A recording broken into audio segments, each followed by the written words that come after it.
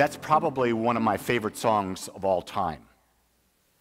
And there's majesty in Comfortably Numb, because there's the beauty of the lyrics, which talk about what Dan Miguel Ruiz talks about, the domestication of the human race. And in the domestication of the human race, we become numb. And how do we become numb? We become numb to the uniqueness that exists within us. We allow other people's opinions to matter. We allow ourselves to become people pleasers, and we try to please others when there's no possible way that we ever please another human being.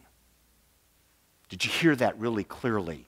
There is nothing you can do to please another human being, because it's always their perception of what is happening that causes their response to whatever is being done. And it doesn't matter if you please them once, you please them twice, you please them 3 times. If the relationship is based on pleasing each other, it's a relationship that's not based in unconditional love. Unconditional love accepts freely as it is. So today we're going to go on and we're going to talk about your new freedom. It's so important that everything that is at the core of all that we are wants freedom. It wants to express ourselves uniquely, wholly, and perfectly as only we can. The question I have for you is, what's your dream? What is your dream? That's what really came out as I'm at Mary Morrissey's event, Dream Builder Live. And I've done this many times, but the thing about every time I do it, my dream becomes clearer to me. So I'm going to share with you the process that they use there. It's a process that psychology uses, that NLP uses. It's about you spin around and you're with someone. So Mary would be here, let's say. You spin around counterclockwise. You pretend it's 3 years later. And you haven't seen each other for 3 years. And then when you greet each other, you go, "Oh my God, it's you." And then the person will go, "How was your life?" Let me do that for you to see if you believe that in my dream. Let it be that, do you believe that what I'm saying you actually think I believe? Okay, ready? So when I turn around, you're going to all say together, "Oh my God, Lee, it's you. Where have you been? Tell me about your dream." You're going to say that all together, okay? So here we go, counterclockwise.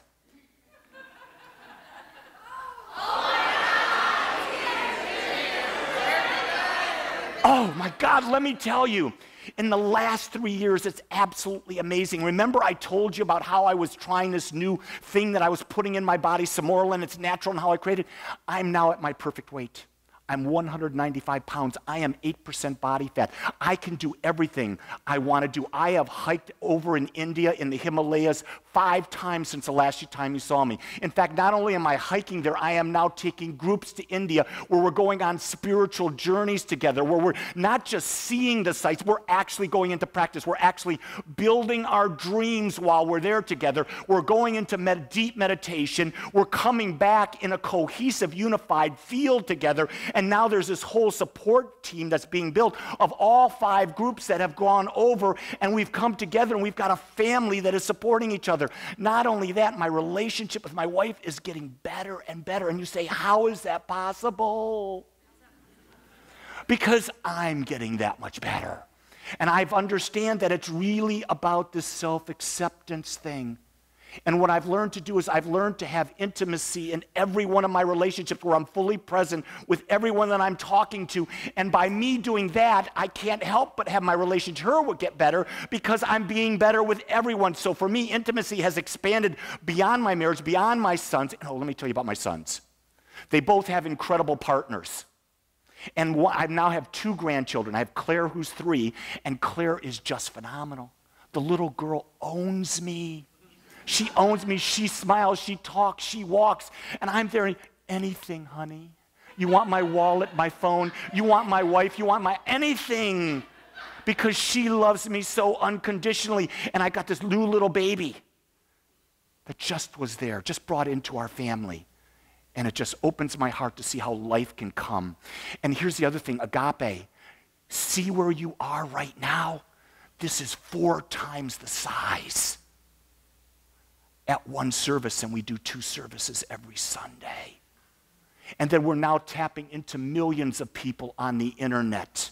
Millions of people subscribe to the YouTube channel and through the podcast and are getting this message all over the place. Financially, Gene and I, we've gone to Italy on fun. We've gone to Greece on fun. We've gone to Costa Rica on fun. And I'm not sure where I want to take her next. I think it's to a nudist colony. I'm not sure, but her body has changed. She's made an effort over 3 years, and she can get in a 2-piece suit now. Oh, my God. So Gene is now 69 years old, and she struts a 2-piece down the beach. Can you imagine? Can you imagine that? How cool is that? Agape has its own building. It's unique, it's simple, it's elegant, and there's things happening all day long, every day, where people come in and they plug in and they feel safe. That's my dream. That's my dream as of this moment. Did you feel it? Here's what you do when you have a dream. You practice it, and every morning before you do anything, you say your dream to yourself. Then every night before you go to bed, you say your dream to yourself. Because the first thing you want to implant in your mind every day is, what is it I'm intending for my life? Then before you go to bed, you set that intention again, so that dream is there. And here's the thing about a dream. You don't let anyone talk you out of it, and you don't share that dream unless you know that person's going to support you. So let's go into this a little bit deeper and talk about our new freedom. All the quotes I'm using are from Ernest Holmes, because I believe that the way he says things gives me a framework which I can bring my perspective to it. A lot of ministers, they talk about from the Bible perspective. I like to talk from New Thought perspective. I'll use Ernest Holmes, I'll use Don Miguel Ruiz, I'll use Charles Hannell. I'm not attached to any one teacher. I believe there's infinite teachers. In fact, some of you are my teachers. If I interact with you, you're teaching me. So Ernest Holmes said, positive thinking does not mean aggressiveness or use of willpower, but rather a dynamic affirmative attitude toward life. He's saying you can't just think it, you've got to feel it. You've got to become the man or the woman that's living your dream. And who you become is what the law is responding to you, and that's what you get in your life. And you want to know if you become that person? Look at your life. If it's not in your life, you've got more work to do. It's just that simple. And it's not work, it's about you becoming the person you want to be. And isn't that what life is? It's a process, it's a journey. To think we get to an end result is a lie. We're infinite beings, we're always becoming more. And so if we're always becoming more, it's always on the journey. So we're always processing ourselves to a greater and greater expression of ourselves. Because the dream I shared with you just a moment ago, a month from now, it's going to shift again. Because as you attain, the dream becomes more. If you don't increase your dream, you become comfortably numb. And you become like everyone else on the planet.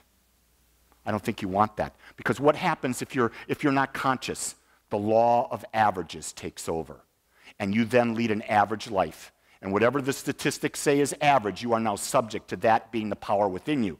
But you could be a conscious creator, and the law of averages doesn't apply. He goes on and says, our power to create is based on the conviction that there must be a wholeness back of everything. In other words, it's not Lee doing this. It's Lee as an expression of an infinite power that I'm working with, that's working through me, that's creating this. So there are things I can't even imagine how it's going to happen, but I know that this power that created everything can do it, and it's together, me using the power through me. What does it say? God doesn't do to me, God works through me.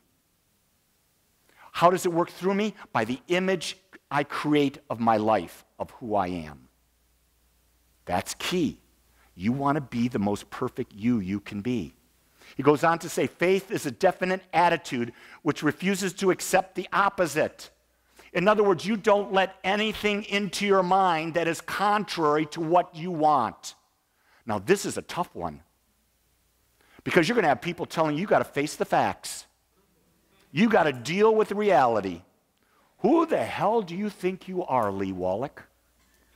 In your dream, you're 70 years old, and you've got 195 pounds of muscle with 8 pounds of body fat, and you're climbing mountains. Who do you think you are? I'll tell you who I am. I'm God individualized. And you know what I say to them? Are there children in the room? Cover their eyes for a second. You go like this. Boom. You give them the bird. You tell them, get out of my life. Because if they're in your life and they're holding you back, you don't want them in your life. Can I be more clear about that?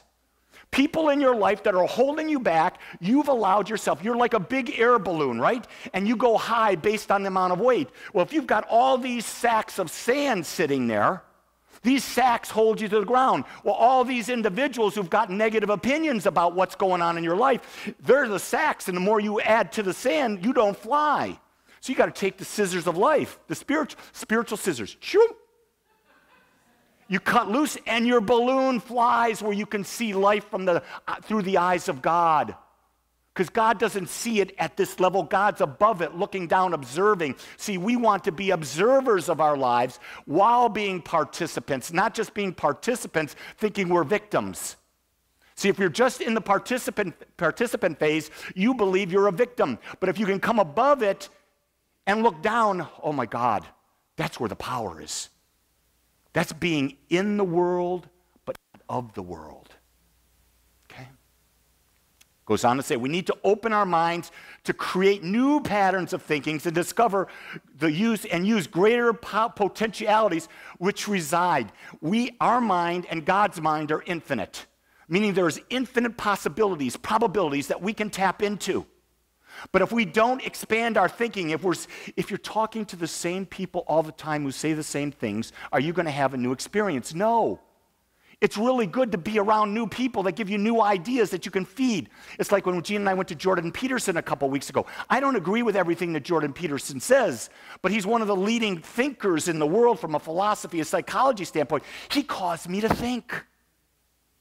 When I watched Sam Harris on YouTube, Sam Harris is a leading atheist in the world. He causes me to think. When I watch T.D. Jakes, he's a Christian minister. He causes me to think. You see, I don't want to put all my thoughts into just one way of thinking. I want to be stimulated by people who are progressive. I don't believe what they say. I use what they say to provoke what do I believe about that. Because here's the thing, only you know what's right for you to believe. Because here's the thing, your beliefs create your life, so choose it wisely what you choose to believe. It goes on and says, we have to free ourselves from the habit of thinking in a small way. And do we think in a small way? We limit ourselves all the time by saying, I can't do that. I'm too old, I'm the wrong sex, I don't have the right education, I got this person for a boss that just won't let me do what I want. We've got everything in the world, we have small thinking. Or that something may be too big for us. I'm not worthy of traveling the world. I'm not worthy of going first class. I'm not worthy of that. How many of you have those thoughts? Probably we all do. It's time we come out of that limited thinking. Our experience is the result. Listen to this. Our experience is the result of what? An automatic reaction of the law upon the thought on any aspect of life. What it's saying is there's not a law or a creative power out there that's creating and saying, well, this will be good for you. This will be good for you. No, whatever your mental atmosphere, which is a sum total of all your thoughts, words, and actions is, it automatically gives it to you. So it's impersonal in that it doesn't judge what it gives you, but it's personal in that it gives you exactly who you are. Ooh, that's a paradox, isn't it? It's impersonal and yet it's personal. That's really powerful. So where does that lead us? Personal responsibility. We are the creators of our life, and it's time we embrace that and stop turning that power over to our spouse, to our mother, to our father, to a God outside of us that doesn't really exist. Because why? Because we're the individualization of it. It exists within us and through everything, but it's not outside looking at us and judging us. That's the lie that we bought into. Well, I don't know we bought into, but I bought into that lie growing up. I was taught that there's a power out there that will judge me. And then as a kid, I found out Santa Claus would judge me. Then I asked my parents, is Santa Claus and God the same person? Sounds like it, doesn't it? Any limitation which may appear to be barring us from a greater experience of good, we may be sure it is a limitation that we have placed upon ourselves. There's no limitation in us except what we believe. We've got to step outside the limiting beliefs, or not. Maybe your life is just where you want it. Stay there. But what I'll say to you is this: the natural tendency of us is to grow. It's always to become more. Remember, we're an individualized, infinite expression of the infinite, which means our role is to constantly, forever and ever, becoming more aware of our divine nature. If we stop growing in human body, the mind will say the body is no longer necessary. And the body will start to deteriorate. It's the way the law works. So the key thing for you is, what's your dream? Build the dream. You've got something you're looking forward to. Sink yourself into it 100%. And when you do that and you've got a reason for living, everything in your life gets better. Everything gets better. But here's the thing. Don't make your dream too small. Sometimes, I'm going to lose 3 pounds. That's not a big enough dream. So what's your dream? What is it that you can't wait to do, that you fantasize about, that gives you juice? Here's the key thing about a dream. It's not just good for you.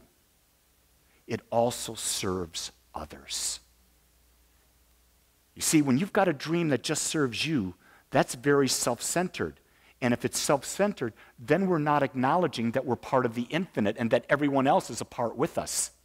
But if it's self-centered and it's serving others, we're honoring the idea that the dream is not only for me, but it's for everyone I meet.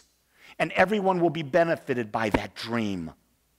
And when people are benefited, the consciousness lifts of the people that are associated with you. That's a legacy. To me, that's a legacy. Touching someone's life in and with love.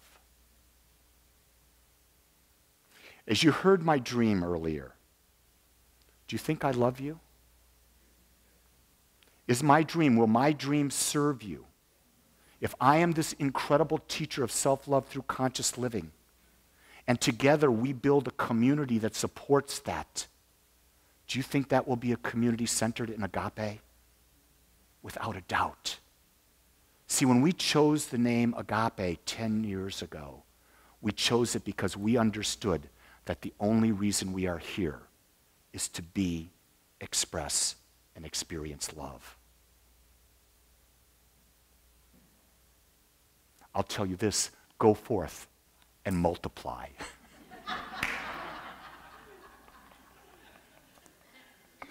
How perfect is that? Multiply the love that you are so that others can feed off your energy, because we feed off energy. Get that? So this week, promise me, if you will, you'll start thinking about your dream. What is your personal dream? And start saying it in the morning first thing and in the evening first thing. And know that right now, in my mind, I'm already contemplating how do we build a support structure at Agape for you and your dream. It'll be coming in January. It's already been percolating the last 3 days.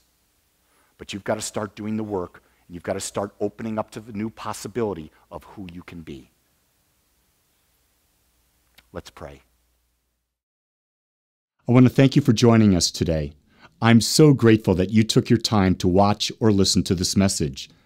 If you found this message beneficial, I would ask that you go to our website, agapecsl.com.